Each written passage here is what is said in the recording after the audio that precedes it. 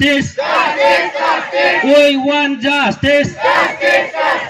We want justice. We demand free and fair HSLC examination. आसामाव थांनाय 3 मार्चनिफ्राय matric परीक्षा सोलिबाय थादों आरो जों नुबोदों जागायजेननायनिफ्राय बेयाव जोबोद माने खिलिमिलि जाबोदों। इंलिश आयदानि होन बा सानखान्थि आयदानि होन दिनै सरासनस्रा बिगियान आयदानि आनजाद दङमोन, नाथाय बियो माने भाइरेल जादों होननानै जों मिथिबाय। लोगोसेनो सरकाराबो भाइरेल जाबाय, बिनि परीक्षा बा एग्जामखौ उनाव खुंनाय जागोन होननानै फोसावबाय। दा बियो जोबोद दुखुनांथाव आरो लाजिनांथाव। आसाम सरकारा फरायसाफोरनि मोनसे गोनांथार आनजाद, बियो मेट्रिक आनजादा, बेखौ मोजाङै खुंफुंनो हाया, जोबोद लाजिथाव आरो जोबोद बियो धिक्कार होथावथाव।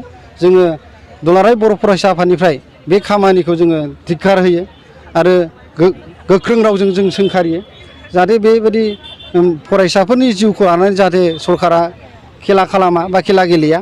मानोना मेट्रिक आनजादा फरायसाफोरनि फरायसाफोरनि जोबोद गोनांथार आनजाद। बिनि थाखायनो जोङो बेखौ मोजां खुंफुंनांगौ होननानै जों दाबि खालामदों।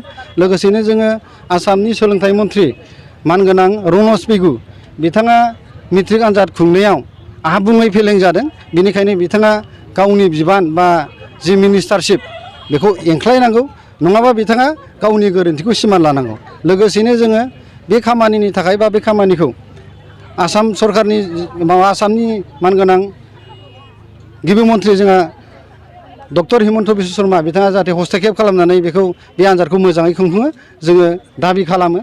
जाहाथे इयुनाव बेबायदि नैथि खेबनि थाखाय जोंनि फरायसाफ्रा गोदाव सोराव जानाङा, मोजाङै मोजां जोंनि आनजाद होग्रा फंबाय बिनानावफ्रा मोजाङै होनानै गावनि जिउआव मोनसे केरियार दानायनि जि लामा बेखौ मोजाङै मोननो हायो। बेनि थाखाय सरकारा जाहाथे मोजाङै खुङो जों बेखौ दाबि खालामो। गोजोन्थों। देग्लाय बोसोराव HSLC एग्जाम होनाय फरायसा जोंनि मेट्रिक आनजाद खुंनायाव बिदि माब्लाबा कुइसन लिक जानाय, माब्लाबा एग्जामानो केन्सेल जानाय बिदि जानायखौ जोङो लुबैयाखै, जों मोजां मोनाखै। जोंनि फरायनायाव बा जोंनि आनजाद जानायाव बिदिया जोंनाव हेंथा होगासिनो दङ।